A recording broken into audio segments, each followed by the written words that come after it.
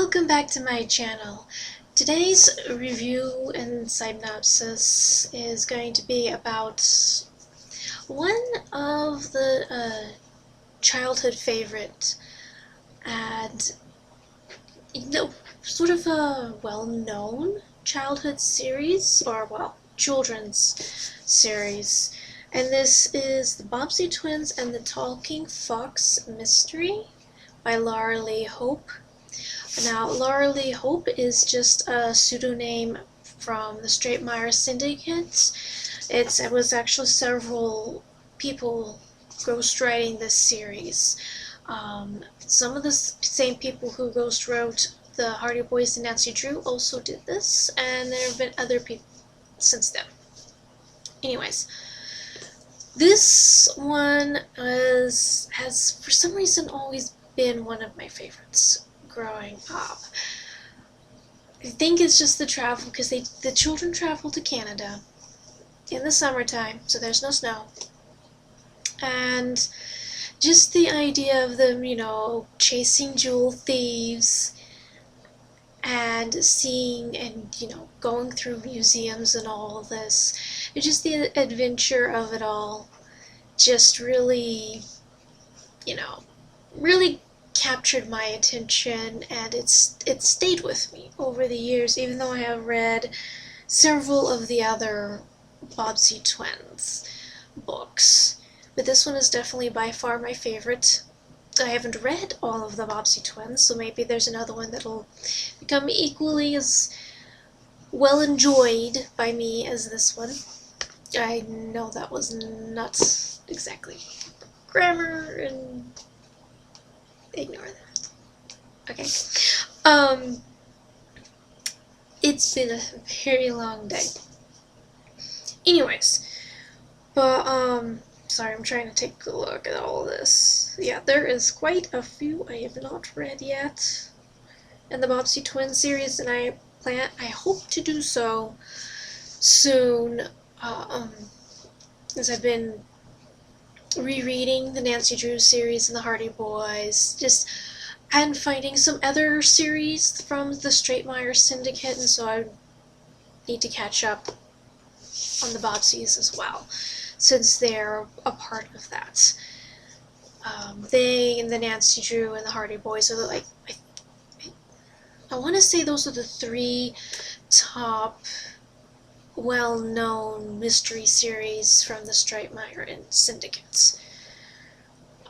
I've been finding out other ones, like the Blythe Girls, who used the exact same pseudonym as the Bobbsey Twins, Laura Lee Hope. I already have a review for that, the first book in that series, which is much harder to find than the Bobbsey Twins.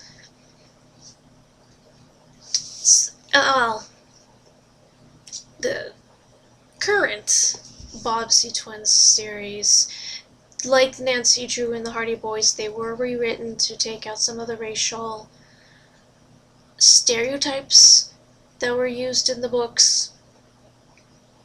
And so I think they're shorter now than they were before. I mean, I don't think the Bobbsey Twins were particularly very long to begin with, since this is technically aimed at a younger crowd.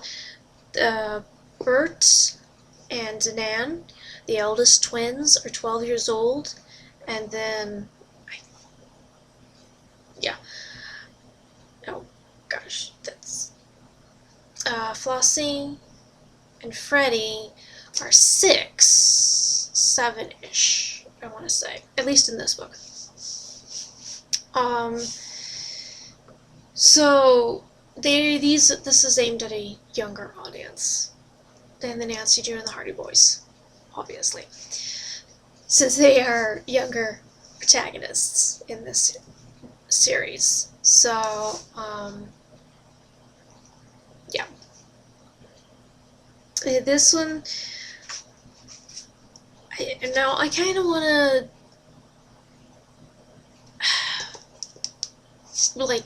compare and contrast the original Bobbsey Twins books with the rewrites. Not all of them were rewritten. I think this one was not one of those that was rewritten. I think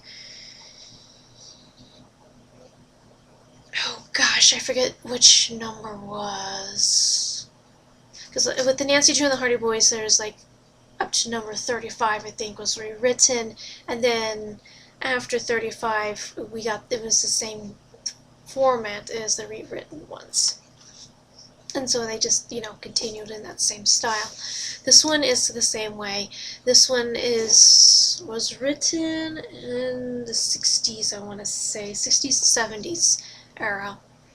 So it won't have the 1940s feel, and it seems this one for me seems a little bit more timeless, because it seems like it can be in the modern era, even though it could have been set in the 60s and the 70s. But it feels quite modern, and it seems quite timeless because,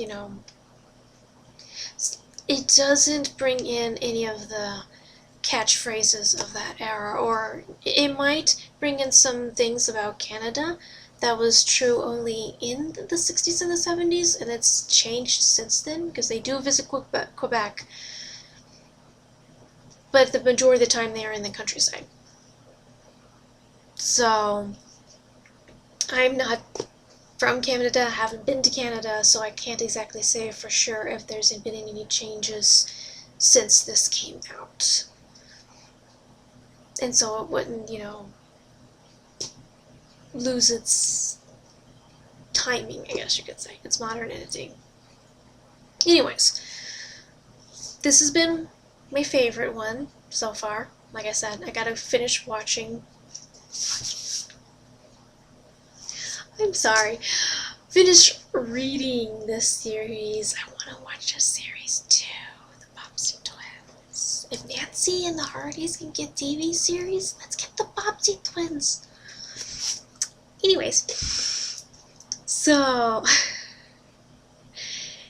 Anyways. This series, I'd say probably more 8 and up. I know Freddie and Flossie are like 6 years old, but there are some longer words used in here that a 6-year-old or a 7-year-old might not know. And so I'd say 8 because they could learn the words, and it might be easier to explain it to them, or they might already know it if, they're pretty smart. It all depends. So, yeah. Bobbsey Twins and the Talking Fox Mystery takes place in Canada. But majority of the time, these are, great for the younger readers, whereas Nancy and the Hardys are for older readers. It's my favorites because they do travel, and yeah, I'd say that's about it. It's a fairly solid mystery. Fairly solid. And they do get help from a dog. So, anyways, thank you for coming to that rambling of a review. I hope if you get this for your child, or if you just want to read it yourself, because there's no problem with you reading it, because I reread it myself from time to time. It's that good. Then I hope you like it, and I hope you stick around for more videos. Thanks for coming by, and happy reading.